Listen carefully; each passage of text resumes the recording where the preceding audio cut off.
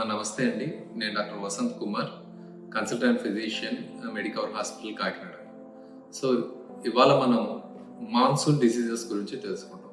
అవి ఏంటివి, ఎలా వస్తాయి, స్ప్రెడ్ అవుతాయి, అవి రాకుండా మనం తీసుకోవాల్సిన జాగ్రత్తలు ఇవాళ తెలుసుకుందామండి. సో మాన్సూన్ డిసీజ్ అంటే ఎస్పెషల్లీ ఈ రైనీ సీజన్స్లో వచ్చే డిసీజెస్. అవి ఏవేవంటే viral fevers, especially dengue, chikungunya, ఇవి అండ్ టైఫాయిడ్ ఫీవర్స్, మలేరియా, దోమకాటు వ్యాప్తి వల్ల వచ్చేది మలేరియా, ఫైలేరియా, ఇవి కాకుండా ఫుడ్ పాయిజనింగ్, ఎస్పెషల్ కొన్నిసార్లు వాటర్ కంటామినేట్ అయిపోయి కూడా గ్యాస్ట్రోఎంటరైటిస్ ఇవి వస్తాయి. అండ్ ఎస్పెషల్లీ ఈ చలి కూడా కలిసి రావడంతో వాళ్ళకి ఫ్లూ కూడా వస్తుంది అనమాట. ఫ్లూ, కోల్డ్, ఇన్ఫ్లుయెన్జా ఇవన్నీ వస్తుంటాయి. సో ఈ వ్యాధుల గురించి ఇవి రాకుండా మనం ఏం జాగ్రత్తలు తీసుకోవాలంటే, ఫస్ట్ థింగ్ మనం పర్సనల్ హైజీన్ మెయింటైన్ చేయాలి. అంటే ఏవి మనం ఏదన్నా ముట్టుకోవాలన్నా, ఏదన్నా ముట్టుకున్నాక మళ్ళీ మనం డైరెక్ట్ ఫేస్ పైకి హ్యాండ్ తీసుకోకుండా హ్యాండ్ శానిటైజర్ యూజ్ చేయాలి.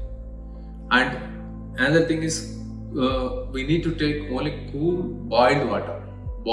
బాగా నీళ్లు కాచి అవి చల్లారాక ఆ వాటర్ని తీసుకోవాలి. సో ఎక్కడ పడితే అక్కడ బయట వాటర్ కానీ అది కంటామినేట్ అయి ఉండొచ్చు, మనకు తెలియదు. సో అన్సేఫ్ వాటర్ మనం తీసుకోకూడదు. అండ్ ఫుడ్ ఐటమ్స్ కూడా especially home cooked food and fresh ఫుడ్నే తీసుకోవాలి. ఈ బయట స్ట్రీట్ ఫుడ్ కానీ తీసుకోవడం, అవి వాళ్ళు ఏ వాటర్ యూస్ చేస్తారో తెలియదు. ఇప్పుడంతా అంత కంటామినేషన్ ఎక్కువగా ఉంది కాబట్టి, అన్ని హెవీ రెయిన్స్ వల్ల కంటామినేట్ అయ్యే ఛాన్స్ ఎక్కువ ఉంది కాబట్టి, so it's better to confine to home and fresh food. And another thing, ఎక్కడ వాటర్ స్టోర్ అవ్వకుండా చూసుకోవాలి. చుట్టుపక్కల మన ఇంట్లో కానీ మన చుట్టుపక్కల పెరట్లో కానీ వాటర్ ఏంటంటే కోకోనట్ ఈ షెల్స్లో, లేకపోతే టైర్స్లో, లేకపోతే అక్కడక్కడ గుంతల్లో ఆ వాటర్ అలా అక్కడ స్టోర్ అయిపోయి it will form a breeding ground for insects అనమాట. సో అప్పుడు ఏమవుతుందంటే ఆ ఇన్సెక్ట్స్ పుట్టినప్పుడు మనకు ఈ జబ్బులు అనేవి వస్తుంటాయి. సో అవి ఫార్మ్ అవ్వకుండా, బ్రీడింగ్ గ్రౌండ్ ఇన్సెక్ట్స్ ఫార్మ్ అవ్వకుండా మనం ఆ వాటర్ని మనం లేకుండా స్టోర్ అవ్వకుండా చూసుకోవాలి అక్కడ.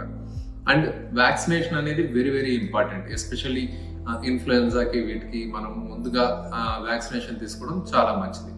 And another thing, immune boosting foods అంటాం. అంటే మన ఇమ్యూనిటీని పెంపొందించే foods, especially vitamin C rich foods, oranges కానీ, ఆమ్లా, సో యాపిల్స్, ఇలాంటివి, బెర్రీస్ ఎస్పెషల్లీ, ఇవన్నీ తీసుకుంటే ఏమవుతుందంటే మన ఇమ్యూనిటీ బూస్ట్ అవుతుంది. So that we can cope with these infections. And some red flags ఏంటంటే, ఎప్పుడన్నా ఇన్ఫెక్షన్స్ వచ్చినప్పుడు, ఈ జ్వరాలు ఉన్నప్పుడు కొన్ని రెడ్ ఫ్లాగ్స్ ఉంటాయి. ఎప్పుడు అటెండ్ అవ్వాలి డాక్టర్ దగ్గరికి. సో జ్వరం వచ్చిన వెంటనే పరిగెత్తాల్సిన అవసరం లేదు.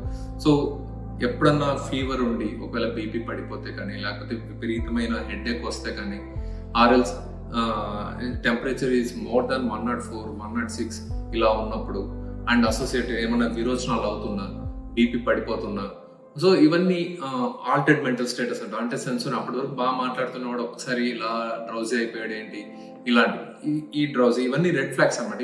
ఇవి ఉంటే ఎప్పుడన్నా మనం వెంటనే వచ్చి మన ఫిజిషియన్కి చూపించుకోవాలని.